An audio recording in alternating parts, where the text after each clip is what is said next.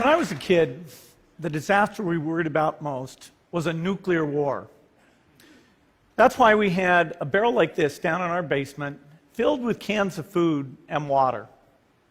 When the nuclear attack came, we were supposed to go downstairs, hunker down, and eat out of that barrel.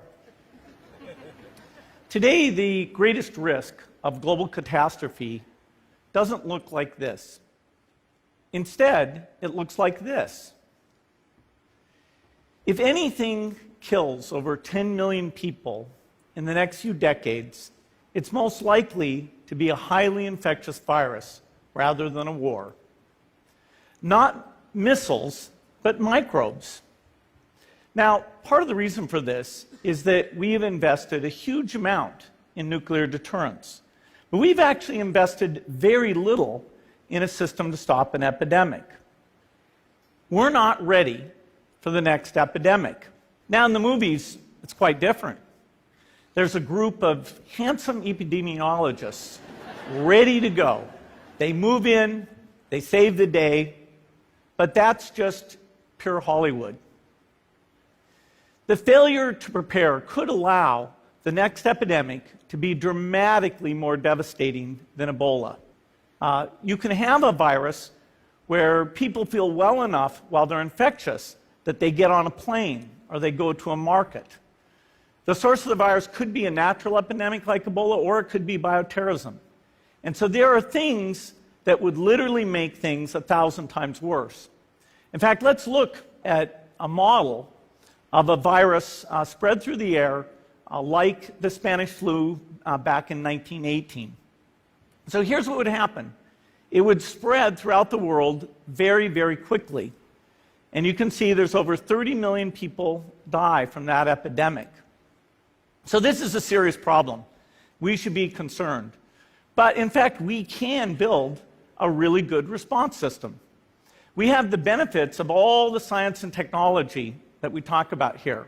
We've got cell phones to get information from the public and get information out to them. We have satellite maps where we can see where people are and where they're moving. We have advances in biology that should dramatically change the turnaround time to look at a pathogen and be able to make drugs and vaccines that fit for that pathogen. So we can have tools, but those tools need to be put into an overall global health system, and we need preparedness. What are the key pieces? First is we need strong health systems in poor countries. That's where mothers can give birth safely, kids can get all their vaccines, but also where we'll see the outbreak very early on. We need a medical reserve corps. Lots of people who've got the training and background who are ready to go with the expertise. And then we need to pair those medical people with the military, taking advantage of the military's ability to move fast, do logistics, and secure areas. We need to do simulations, germ games, not war games, so that we see where the holes are. Finally, we need lots of advanced R&D in areas of vaccines and diagnostics.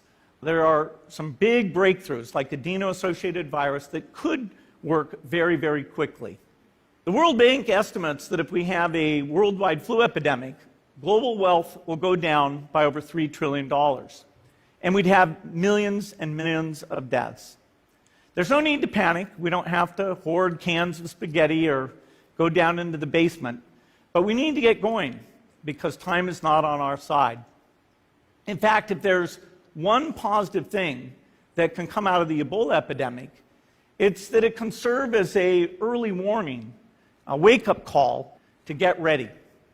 If we start now, we can be ready for the next epidemic. Thank you.